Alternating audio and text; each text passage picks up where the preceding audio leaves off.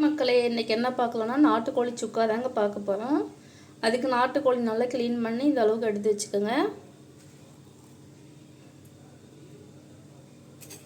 பட்டை கிராம்பு கொஞ்சம் எடுத்துக்கோங்க.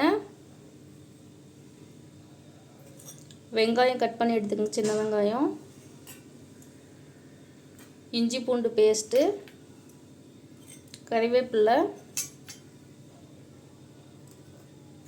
கொத்தமல்லி கொஞ்சம், ஒரு தக்காளி, மசாலா 2 ஸ்பூனு, மிளகாத்தூள் 1 ஸ்பூனு, ஜீரகம் பெப்பர் பொடி பண்ணி வச்சுக்கிட்டேங்க. உப்பு தேவையான அளவு. இப்போ வாங்க எப்படி செய்யலான்னு பார்க்கலாம். பட்டை கிராம்பு போட்டு கறிவேப்பிலை போட்டுக்கலாங்க. இப்போ வெங்காயம் சேர்த்துக்குங்க.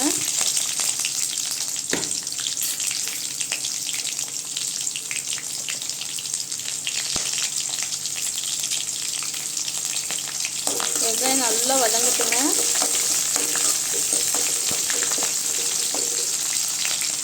பாருங்க, இப்போ வெங்காயம் நல்லா வதங்கிடுச்சுங்க. இஞ்சி பூண்டு பேஸ்ட்டு சேர்த்துக்கலாங்க.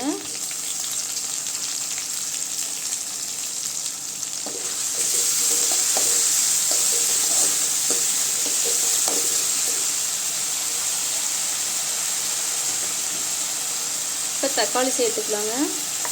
தக்காளி அரைச்சி தாங்க சேர்த்துக்கிறேன். அப்போ சீக்கிரம் நல்லா வதங்கிடுங்க.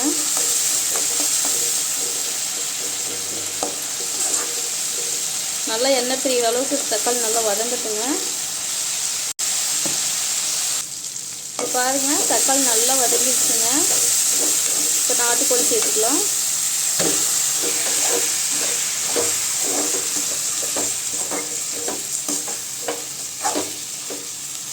கல்லுப்பு சேர்த்துக்கோங்க.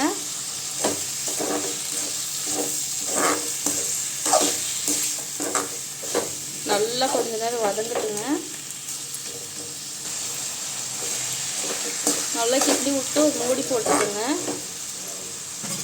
மூடி போட்டு கொஞ்ச நேரம் இருக்கட்டுங்க.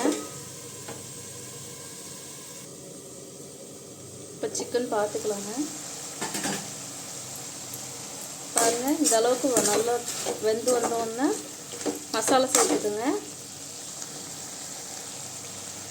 அடுத்து தனி மிளகாத்தூள் சேர்த்துக்கோங்க. சேர்த்துட்டு தண்ணி ஊற்றிக்கலாங்க தேவையான அளவு.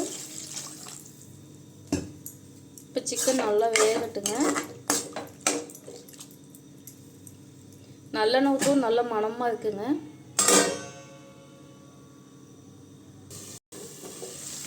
பாருங்கள், சிக்கன் நல்லா இந்த அளவுக்கு வெந்து வந்துடுச்சுங்க.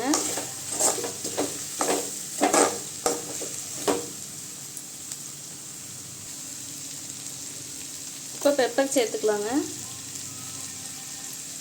பெப்பர் சேர்த்து நல்லா கிண்டி விடுங்க.